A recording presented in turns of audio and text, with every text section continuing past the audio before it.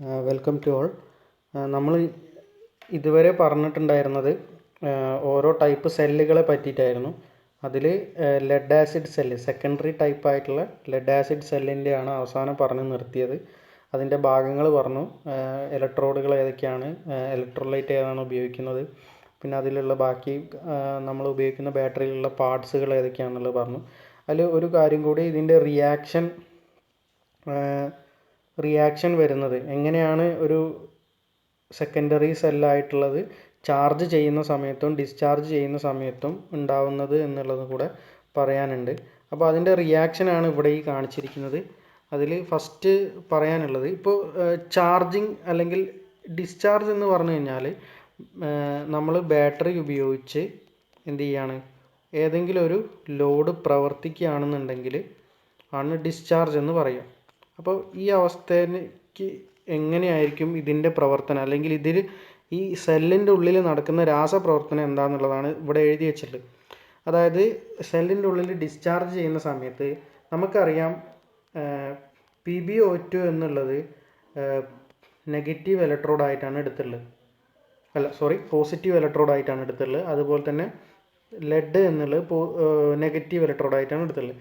അപ്പോൾ പോസിറ്റീവ് ഇലക്ട്രോഡിൽ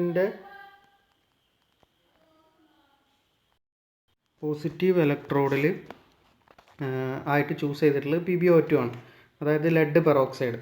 ഈ lead peroxide ആണ് എന്ത് ചെയ്യുക, H2SO4 ആയിട്ടുള്ള ഇലക്ട്രോലൈറ്റിൻ്റെ കൂടെ റിയാക്ട് ചെയ്യും.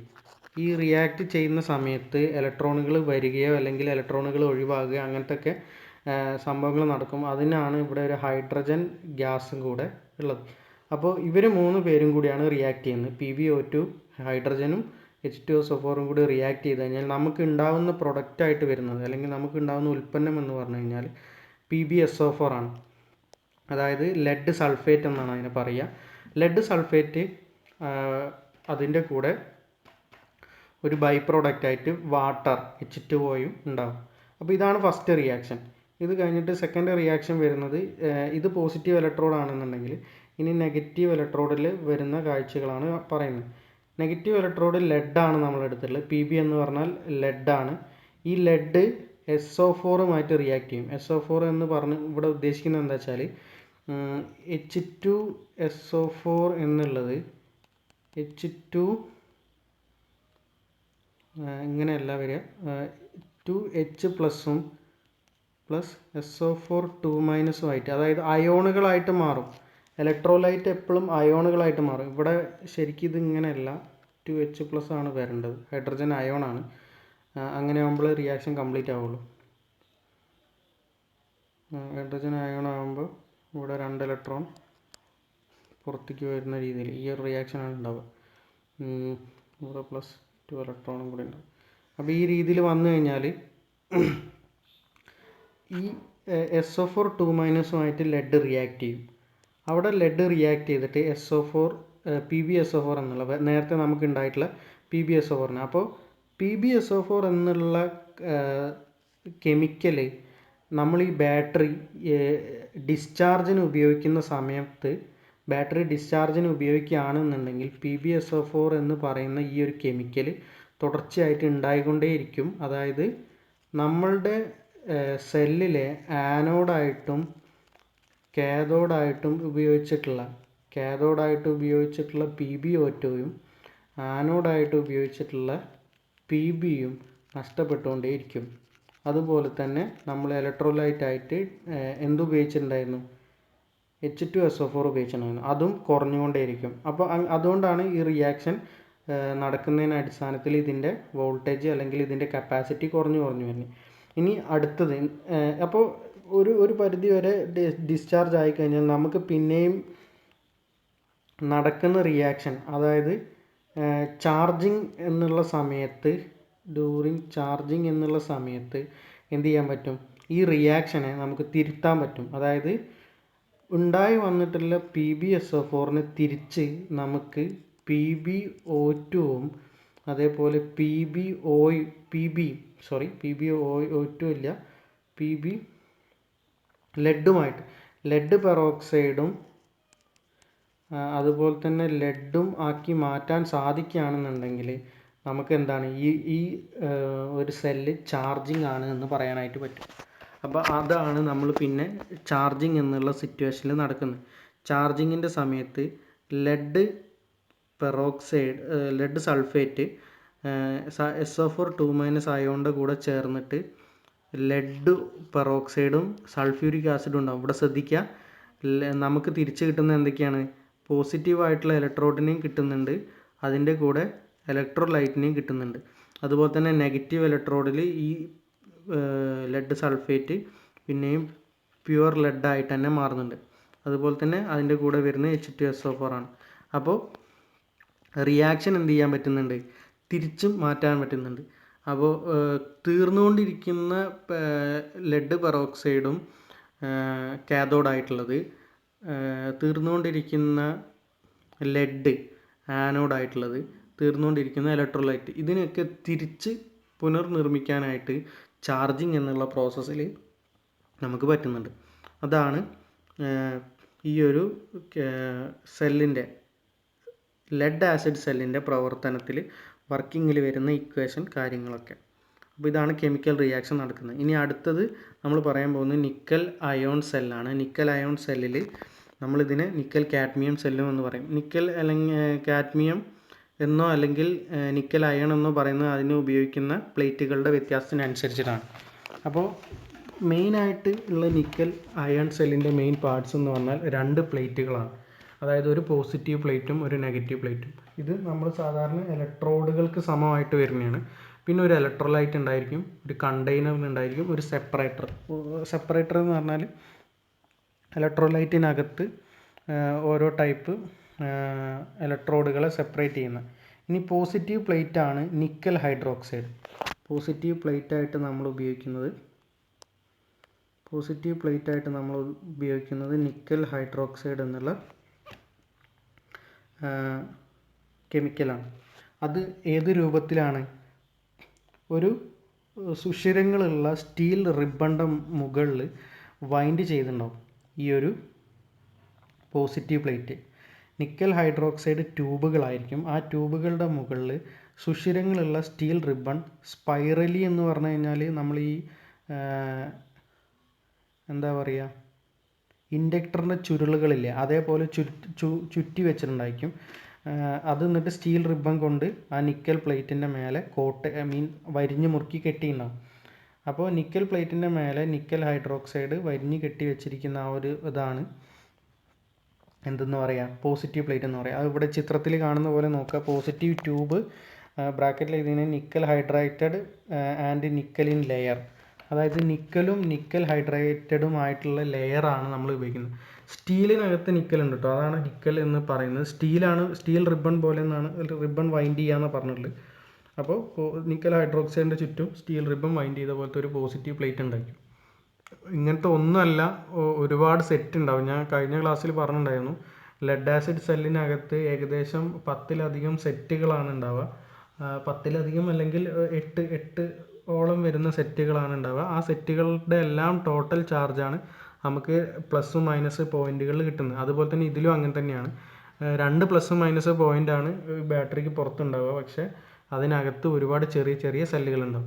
പിന്നെ ഇനി നെഗറ്റീവ് പ്ലേറ്റ് എന്ന് പറഞ്ഞാൽ nickel steel strip with fine perforation, അതായത് നല്ല ഫൈനായിട്ടുള്ള, അതായത് സ്മൂത്ത് ആയിട്ടുള്ള സുഷിരങ്ങളുള്ള ഒരു നിക്കൽ സ്റ്റീൽ പ്ലേറ്റ് അല്ലെങ്കിൽ സ്ട്രിപ്പ് എന്ന് പറഞ്ഞാൽ ഒരു പ്ലേറ്റ്, ഒരു പേപ്പറിൻ്റെ ഒക്കെ പോലത്തെ ഉള്ള കുറച്ച് കനം ഉള്ള ഒരു ഷീറ്റ് പോലത്തെ സംഗതിയാണ്. അതിൻ്റെ ഇലക്ട്രോലൈറ്റായിട്ട് ഉപയോഗിക്കുന്നതോ 21% പൊട്ടാസ്യം ഹൈഡ്രോക്സൈഡിൻ്റെയും ബാക്കി ലിഥിയം ഹൈഡ്രോക്സൈഡിൻ്റെയും വരുന്ന ഒരു മിശ്രിതമാണ് ഇവിടെ ഉപയോഗിക്കുന്നത്. പൊട്ടാസ്യം ഹൈഡ്രോക്സൈഡും ലിഥിയം ഹൈഡ്രോക്സൈഡും വരുന്ന ഒരു മിശ്രിതമാണ് നമ്മൾ ഇലക്ട്രോലൈറ്റായിട്ട് ഉപയോഗിക്കുന്നത്. അപ്പോൾ ഇത്രയും കാര്യങ്ങളാണുള്ളത്. ഇനി നമ്മൾ ചിത്രത്തിലൊന്ന് നോക്കിക്കഴിഞ്ഞാൽ ചിത്രത്തിൽ കാണാനുള്ളത് എന്തൊക്കെയാണ്? 2 നെഗറ്റീവും പോസിറ്റീവും ആയിട്ടുള്ള പ്ലേറ്റുകൾ ഇവിടെ പറയുന്നുണ്ട്. നെഗറ്റീവും പോസിറ്റീവ് ആയിട്ടുള്ള പ്ലേറ്റുകൾ ഇതിൻ്റെ പുറത്ത്, അതായത് ഈ മൊത്തം സെറ്റപ്പ് വെച്ചുള്ള ഒരു കേസിനകത്താണ്. അതാണ് ഇതിൻ്റെ കണ്ടെയ്നർ എന്ന് പറഞ്ഞു കഴിഞ്ഞാൽ. ആ കണ്ടെയ്നർ എന്ന് പറഞ്ഞു കഴിഞ്ഞാൽ ഈ മൊത്തം കേസാണ്. അതിൽ കണ്ടെയ്നറിൻ്റെ ഇടയിൽ ഈ സാധനങ്ങൾ വെക്കാനുള്ള, അതായത് ഇപ്പോൾ നിക്കലിൻ്റെ പോസിറ്റീവ് ട്യൂബ്, നിക്കൽ ഹൈഡ്രോക്സൈഡ് ൻ്റെ മുകളിൽ സ്റ്റീൽ ചുറ്റി വെച്ചിട്ടുള്ള ഈ സ്പൈറലായിട്ട് വൈൻഡ് ചെയ്തിട്ടുള്ള ട്യൂബുകളും, അതേപോലെ തന്നെ ഇവിടെ നെഗറ്റീവായിട്ട് വരുന്ന എന്താണ്, നിക്കലിൻ്റെ സ്ട്രിപ്പുകളും, അത് രണ്ടും വെക്കാൻ വേണ്ടിയിട്ടുള്ള സ്ലോട്ടുകൾ കാര്യങ്ങൾ അല്ലെങ്കിൽ ഗ്യാപ്പ് കാര്യങ്ങളൊക്കെ ഇതിനകത്ത് വെച്ചിട്ടുണ്ടാകും. പിന്നെ ഈ പോസിറ്റീവ് ഗ്രിഡ് എന്ന് പറയുന്നത് എന്താണ്, ഒരു ഇതുപോലത്തെ ഒരു സെറ്റപ്പ്, ഒരു പോസിറ്റീവ് സംഗതിയും ഒരു നെഗറ്റീവ് സംഗതിയും കൂടെ എന്ത് ചെയ്തിട്ടുണ്ട്, കണക്ട് ചെയ്തിട്ടുണ്ട്. അങ്ങനെ ഒരുപാടെണ്ണം കണക്ട് ചെയ്തിട്ടുള്ള ഒരു ഗ്രിഡ് പോലത്തെ അല്ലെങ്കിൽ ഒരു വലിയ കണക്ഷൻ എല്ലാം കൂടെ കൂട്ടി കണക്ട് ചെയ്തിട്ടുള്ള ഒരു പോയിൻ്റാണ് ഇത്. ഈ പോയിന്റിൽ നിന്നാണ് പോസിറ്റീവ് പോളിലേക്ക് കണക്ട് ചെയ്തിട്ടുള്ളത്. അതുപോലെ തന്നെ ഇപ്പുറത്തും അതേപോലെ തന്നെ നെഗറ്റീവ് ഗ്രിഡും നെഗറ്റീവ് പോളും ഒക്കെ ഉണ്ട്. പിന്നെ ഇതിനിടയിലൊക്കെ സെപ്പറേറ്ററുകൾ വെച്ചിട്ടുണ്ടാവും. അതായത് ഗ്രിഡ് സെപ്പറേറ്റർ എന്നുള്ള രീതിയിൽ എന്താണ്, ഇലക്ട്രോലൈറ്റിൽ മുങ്ങിയിട്ടായിരിക്കും ഇത് മൊത്തം നിൽക്കുന്നുണ്ടാവുക. അതല്ലാണ്ട് ഈ പോസിറ്റീവും നെഗറ്റീവും ഇലക്ട്രോഡുകൾ തമ്മിൽ കൂട്ടിമുട്ടാണ്ടിരിക്കാൻ അല്ലെങ്കിൽ ടച്ച് ആവാണ്ടിരിക്കാൻ ഒക്കെ ആയിട്ട് അവർ തമ്മിൽ റിയാക്ഷൻ ഇരിക്കാൻ വേണ്ടിയിട്ട് സെപ്പറേറ്ററുകൾ ഉപയോഗിക്കുന്നുണ്ടാവും. അപ്പോൾ ഇത്രയും കാര്യങ്ങളാണ് ഈ ഒരു ഇതിൽ വരുന്നത്. പോസിറ്റീവ് പ്ലേറ്റായിട്ട് നമ്മൾ ഉപയോഗിക്കുന്നത് നിക്കൽ ഹൈഡ്രോക്സൈഡിൻ്റെ ഇതാണ്, നിക്കൽ ഹൈഡ്രോക്സൈഡിൻ്റെ ട്യൂബാണ്. അതിൻ്റെ മുകളിൽ സ്റ്റീല് വൈൻഡ് ചെയ്തിട്ടുണ്ടാവും, അല്ലെങ്കിൽ സ്പൈറലി വൈൻഡിങ് എന്ന് തന്നെ പറയും. ഇവിടെയാണെങ്കിലോ നെഗറ്റീവ് പ്ലേറ്റായിട്ട് നമ്മൾ യൂസ് ചെയ്യുന്നത് നിക്കൽ സ്റ്റീൽ സ്ട്രിപ്പാണ്. നിക്കൽ സ്റ്റീൽ സ്ട്രിപ്പുകളാണ്. സ്ട്രിപ്പ് എന്ന് ഉദ്ദേശിക്കുന്നത് ഒരു പീസ് കഷ്ണം പോലെ. ഇവിടെ ഉപയോഗിക്കുന്ന ഇലക്ട്രോലൈറ്റായിട്ട് KOH-ഉം LiOH-ൻ്റെയും ഒരു മിശ്രിതമാണ് വരിക. ഈ KOH 21%. അപ്പോൾ ഇത്രയും കാര്യങ്ങളാണ് ഈ ഒരു നിക്കൽ അയൺ സെല്ലിൻ്റെ പാർട്സ് ആയിട്ട് പറയാനുള്ളത്. ഇനി അടുത്തത് നിക്കൽ അയൺ സെല്ലിൻ്റെ കണ്ടെയ്നറും സെപ്പറേറ്ററും എങ്ങനെയാണെന്നുള്ളത്. നിക്കൽ സ്റ്റീൽ കൊണ്ടാണ് കണ്ടെയ്നർ മെയിൻ ചെയ്തിട്ടുള്ളത്, നിക്കൽ പ്ലേറ്റഡ് സ്റ്റീൽ കൊണ്ട്. സെപ്പറേറ്റർ എന്ന് പറഞ്ഞാൽ റബ്ബർ സ്ട്രിപ്പ്. ഞാൻ പറഞ്ഞിട്ടുണ്ട്, ഇവർ തമ്മിലുള്ള ടച്ച് ആവാണ്ട് നിൽക്കാൻ വേണ്ടിയിട്ടുള്ള ടൈപ്പായിരിക്കും എപ്പോഴും ഇത് വരിക. ഇനി ഇതിൻ്റെ റിയാക്ഷൻ നോക്കുക. ഈ റിയാക്ഷൻ രണ്ട് സൈഡിലേക്കും നടക്കും എന്നുള്ളത് കൊണ്ടാണ് ഈ ആരോ മാർക്ക് തന്നിട്ടുള്ളത്, 2 ആരോ മാർക്ക് തന്നിട്ടുള്ളത്. അതായത് ഇവിടെ നോക്കുക, ഇപ്പോൾ ഡിസ്ചാർജ് ആവുകയാണെന്നുണ്ടെങ്കിൽ ഡിസ്ചാർജിങ്ങോ അല്ലെങ്കിൽ ചാർജിങ്ങോ ഏതാണെന്ന് തീരുമാനിക്കുന്നത് എങ്ങനെയാണ്, ഇപ്പോൾ നമ്മൾ ഉപയോഗിക്കുന്നത് എന്തൊക്കെയാണെന്നുള്ളത് നോക്കിയാൽ മതി. ഇവിടെ നമുക്ക് തന്നിരിക്കുന്ന nickel hydroxide positive electrode, KOH electrolyte, പിന്നെ നെഗറ്റീവ് ഇലക്ട്രോഡായിട്ട് നിക്കൽ കാര്യങ്ങളൊക്കെ അടങ്ങിയുള്ള സ്റ്റീൽ എന്നാണ് പറഞ്ഞത്. അപ്പോൾ അതിൽ അയൺ ഉണ്ടായിരിക്കും. അപ്പോൾ ഈ 3 കാര്യങ്ങളും positive electrode, negative electrolyte, negative electrode, ഈ 3 കാര്യങ്ങളും റിയാക്ട് ചെയ്തിട്ട് നിക്കൽ ഹൈഡ്രോക്സൈഡ്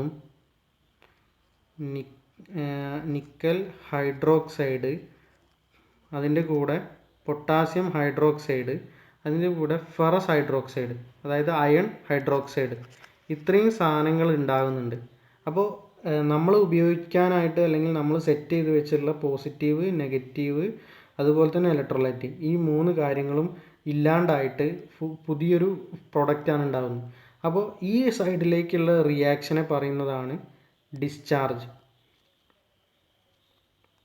ഡിസ്ചാർജ് എന്ന് വെച്ചാൽ നമ്മൾ ബാറ്ററിയിൽ നിന്ന് വയർ കണക്ട് ചെയ്ത് സപ്ലൈ എടുക്കുന്ന സമയത്തേനാണ് ഡിസ്ചാർജ് എന്ന് പറയുന്നത്. ഇനി ചാർജിങ്ങിൻ്റെ സമയത്ത് എന്താണ്, ചാർജിങ് എന്ന് പറഞ്ഞാൽ ബാറ്ററിയിലേക്ക് വൈദ്യുതി അങ്ങോട്ട് കടത്തി വിടുകയാണെന്നുണ്ടെങ്കിൽ, പ്ലസ് മൈനസ് എന്നുള്ള രീതിയിൽ ബാറ്ററിയിലേക്ക് അങ്ങോട്ട് വൈദ്യുതി കടത്തി വിടുകയാണെന്നുണ്ടെങ്കിൽ എന്ത് സംഭവിക്കും, പുതുതായി ഫെറസ് ഹൈഡ്രോക്സൈഡും നിക്കൽ ഹൈഡ്രോക്സൈഡും പൊട്ടാസ്യം ഹൈഡ്രോക്സൈഡും എല്ലാം കൂടെ എന്ത് ചെയ്യും, റിയാക്ട് ചെയ്തിട്ട് അയണും പൊട്ടാസ്യം ഹൈഡ്രോക്സൈഡും അതുപോലെ തന്നെ നിക്കൽ ഹൈഡ്രോക്സൈഡ് 4 ടൈംസും കൂടെ ആവും. അതായത് രണ്ടും ഒരേ തന്നെയാണ്, പക്ഷേ ഇതിൽ അയണിൻ്റെ വ്യത്യാസമുണ്ട്.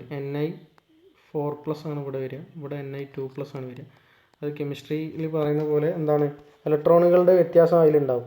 അപ്പോൾ നിക്കൽ ഹൈഡ്രോക്സൈഡാണ് അവിടെ ഉണ്ടാവുക, ഇപ്പുറത്ത് പുതിയതായിട്ട് വന്നിട്ടുണ്ടാവും. അപ്പോൾ ഈ ഒരു ടൈപ്പിലാണ് റിയാക്ഷൻ സംഭവിക്കുന്നത്.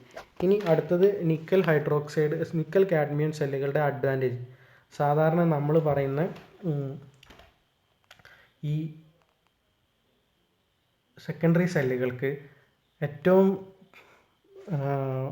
മോശപ്പെട്ട അല്ലെങ്കിൽ ഏറ്റവും ഡീമെറിറ്റായിട്ട് വരിക എന്ന് പറഞ്ഞാൽ ഇത് കൊണ്ട് നടക്കാൻ പറ്റില്ല എന്നുള്ളതാണ്.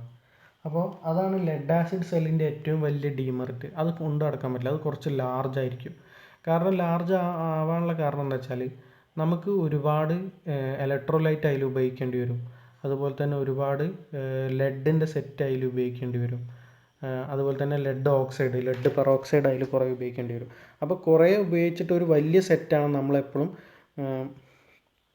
ഉണ്ടാക്കിയെടുക്കുന്നത്. പക്ഷേ നിക്കൽ കാഡ്മിയം സെല്ല് എന്ന് പറഞ്ഞാൽ കുറച്ചുകൂടെ എന്താണ്, അതിൽ നിന്ന് കുറച്ച് വ്യത്യസ്തമാണ്.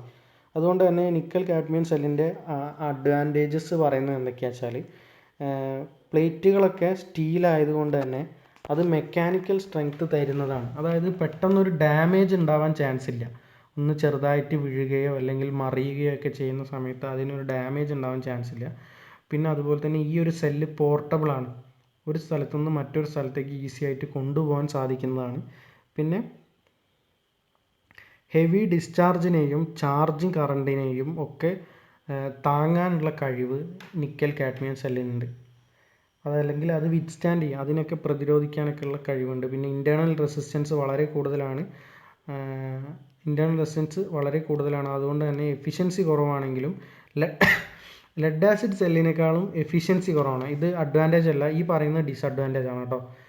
ഇൻറ്റേർണൽ റെസിസ്റ്റൻസ് കുറച്ച് കൂടുതലാണ്, ലെഡ് ആസിഡ് സെല്ലിനേക്കാളും എഫിഷ്യൻസി കുറവാണ്. പിന്നെ ടെമ്പറേച്ചർ ഇൻക്രീസ് ചെയ്യുന്ന സമയത്ത് EMF ഇൻക്രീസ് ചെയ്യും പതുക്കനെ. അതായത് ടെമ്പറേച്ചർ കൂടുന്നതിനനുസരിച്ച് റിയാക്ഷൻ്റെ അളവ് കൂടും, അപ്പോൾ EMF വോൾട്ടേജും കൂടും. അതുപോലെ തന്നെ കപ്പാസിറ്റിയും ചെറുതായിട്ട് ഇൻക്രീസ് ചെയ്യും ടെമ്പറേച്ചറിനനുസരിച്ച്. ടെമ്പറേച്ചർ കുറയുമ്പോൾ കപ്പാസിറ്റി കുറയും. പക്ഷേ ഇതൊരു ഡീമെറിറ്റ് അല്ലേ. അതായത് നമ്മൾ ഉപയോഗിക്കേണ്ട ബാറ്ററി നമ്മൾ ഉപയോഗിക്കുന്ന റൂമിനനുസരിച്ചുള്ള ടെമ്പറേച്ചറിൽ മാറുകയാണെന്നുണ്ടെങ്കിൽ നമുക്കതൊരു മോശമായിട്ടാണ് വരിക, അല്ലെങ്കിൽ നമ്മളെ ഉപയോഗത്തിന് ഒരു ബാഡ് എഫക്റ്റാണ് അവിടെ വരുന്നത്. പിന്നെ അടുത്തതായിട്ട് പറഞ്ഞു, it is superior to a lead acid cell in mechanical strength, durability and റോബസ്റ്റ്നെസ്.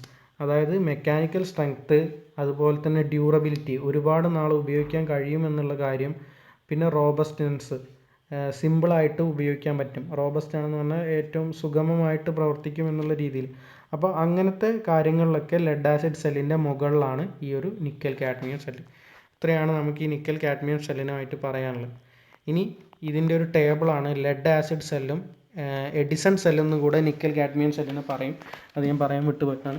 Nickel cadmium cell അല്ലെങ്കിൽ നിക്കൽ അയോൺ സെല്ല് എന്നൊക്കെ പറയുന്നതൊക്കെ ഒരേ സാധനം തന്നെയാണ്. ഇതിൻ്റെ രണ്ടിൻ്റെയും ഒരു ക്ലാസിഫിക്കേഷനാണ്, അല്ലെങ്കിൽ ഒരു എന്താ പറയുക, കമ്പാരിസണാണ് പറഞ്ഞത്. ഇനി ഇതിൻ്റെ വോൾട്ടേജ് നോക്കുക കേട്ടോ. ലെഡ് ആസിഡ് സെല്ല് ഏകദേശം 2 വോൾട്ടാണ്. 2.1 ആണെന്ന് പറയും, പക്ഷേ 2 വോൾട്ടാണ് ഒരു സെല്ല് നമുക്ക് തരുന്നത്. അപ്പോൾ ഞാൻ പറഞ്ഞു ഒരുപാട് സെറ്റുകൾ ഇതിനകത്ത് ഉണ്ടായിരിക്കുന്നു. അപ്പോൾ സാധാരണ നമുക്ക് കിട്ടുന്നത് ഒരു 12 വോൾട്ടിൻ്റെ ബാറ്ററിയാണ്. അതായത് ഇൻവെർട്ടറിൻ്റെ വെക്കുന്നതിനോ അല്ലെങ്കിൽ ഒരു വണ്ടിക്ക് ഒരു ബാറ്ററി വെക്കുന്നതിനോ ഒക്കെ 12 വോൾട്ടിൻ്റെ ബാറ്ററി ആയിരിക്കും വരിക, അതായത് ലെഡ് ആസിഡ് സെല്ല്. പക്ഷേ 12 വോൾട്ടിൻ്റെ ആണെന്നുണ്ടെങ്കിലും അതിൻ്റെ പലതിനും പല വലുപ്പമാണ് വരിക. ഇപ്പോൾ നമ്മൾ വണ്ടിയിൽ ഉപയോഗിക്കുന്നത് അല്ല ഇൻവെർട്ടറിനായിട്ട് ഉപയോഗിക്കുന്നത്. അതിലുള്ള വ്യത്യാസം എന്താ വെച്ചാൽ അത് AH എന്നുള്ള വ്യത്യാസമാണ്, ആംബ് ഹവർ. നമ്മൾ മൊബൈലിനൊക്കെ 3000 mAh എന്ന് പറയാറുണ്ട് അല്ലേ. മൊബൈലിൻ്റെ ബാറ്ററിക്കൊക്കെ ആയിട്ട് നമ്മൾ 3000 mAh അല്ലെങ്കിൽ 3500 mAh എന്നൊക്കെ പറയാറുണ്ട്. അതായത് ഇത് എത്ര മണിക്കൂർ ഈ ചാർജ് നിലനിൽക്കും എന്നുള്ളതിൻ്റെ ഒരു ഇതാണ് പറയുന്നത്. അപ്പോൾ ലെഡ് ആസിഡ് സെല്ലിന് പല AHലുള്ളത് നമുക്ക് ഉണ്ടാക്കാനായിട്ട് പറ്റും. സാധാരണയായിട്ട് ഈ ഇൻവെർട്ടർ ഇതിനൊക്കെ ഉപയോഗിക്കുന്ന സെല്ലുകളെന്ന് പറഞ്ഞാൽ ഏകദേശം 100 AH, 110 AH, 120 AH ഒക്കെ വരുന്നതാണ്.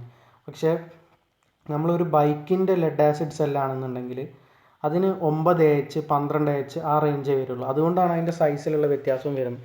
പിന്നെ ഒരു സെല്ല് തരുന്നത് 2 വോൾട്ടാണ്. അപ്പോൾ 12 വോൾട്ട് തരണം എന്നുണ്ടെങ്കിൽ നമ്മൾ അതുപോലത്തെ 6 സെല്ലുകൾ അതിനുള്ളിൽ ഉണ്ടായിരിക്കണം.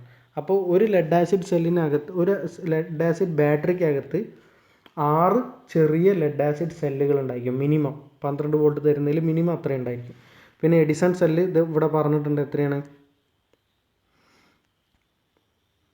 എഡിസൺ സെല്ല് വരുന്നത് 1.2 വോൾട്ടാണ്. അതുപോലെ തന്നെ ആംപവർ വരുന്നത് ഏകദേശം 90 മുതൽ 95% എഫിഷ്യൻസി വരുന്നുണ്ട് ലെഡ് ആസിഡിന്. പക്ഷേ ഇത് 80% വരുന്നുള്ളൂ എഡിസൺ സെല്ല് അല്ലെങ്കിൽ നിക്കൽ കാഡ്മിയത്തിന്. വാട്ട് അവർ വരുന്നത് 72 മുതൽ 80 ആണെങ്കിൽ മറ്റത് 60% വരുന്നത്. പിന്നെ അതേപോലെ തന്നെ ലൈഫ് 1250 ചാർജുകളും ഡിസ്ചാർജുകളും ചെയ്യാനായിട്ട് ലെഡ് ആസിഡിന് പറ്റും. പക്ഷേ എഡിസൺ സെല്ലിൻ്റെ 5 വർഷത്തോളം ലാസ്റ്റ് ചെയ്യുന്ന, അല്ലെങ്കിൽ 5 വർഷത്തോളം അതിന് കപ്പാസിറ്റി ഉണ്ടെന്നാണ് പറഞ്ഞത്. പിന്നെ അതിൻ്റെ സ്ട്രെങ്ത്ത് കാര്യങ്ങളൊക്കെയാണ് ഇവിടെ പറഞ്ഞിട്ടുള്ളത്. നല്ലോണം മെയിൻ്റെനൻസ് വേണ്ട ഒരു സംഗതിയാണ് ലെഡ് ആസിഡ് സെൽ. അതാണ് ഇടയ്ക്കിടയ്ക്ക് നമ്മൾ ബാറ്ററി വെള്ളം മാറ്റി കൊടുക്കണം. അതുപോലെ തന്നെ അതിൻ്റെ ഈ തുരുമ്പ് പിടിച്ചിട്ടുള്ള ഈ നമ്മൾ പോസിറ്റീവും നെഗറ്റീവും കണക്ട് ചെയ്യുന്ന സ്ഥലത്ത് കറ പിടിച്ചിട്ടുണ്ടാവും. കറ പിടിക്കുക എന്ന് പറഞ്ഞാൽ തുരുമ്പ് പിടിക്കുന്ന പോലെ. അപ്പോൾ അതൊക്കെ നമ്മൾ ക്ലീൻ ചെയ്തിട്ട് എന്ത് ചെയ്യണം, അതിൻ്റെ മുകളിൽ കറ പിടിക്കാതിരിക്കാനായിട്ട് വാസലിൻ പോലത്തുള്ള പെട്രോളിയം ജെല്ലികളൊക്കെ നമ്മൾ തേക്കണം. അങ്ങനത്തെ ഒക്കെ പ്രശ്നങ്ങൾ ഇതിലുണ്ട്, ലെഡ് ആസിഡിനുണ്ട്.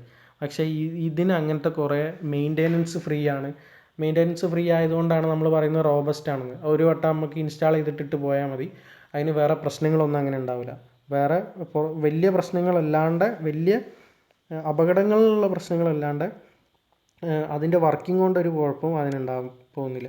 അപ്പോൾ അങ്ങനത്തെ ഒക്കെ ടൈപ്പാണ് എഡിസൺ സെല്ലും ലെഡ് ആസിഡ് സെല്ലും. അതിൻ്റെ കമ്പാരിസൺ ആണ് ഈ പറഞ്ഞിട്ടുള്ളത്.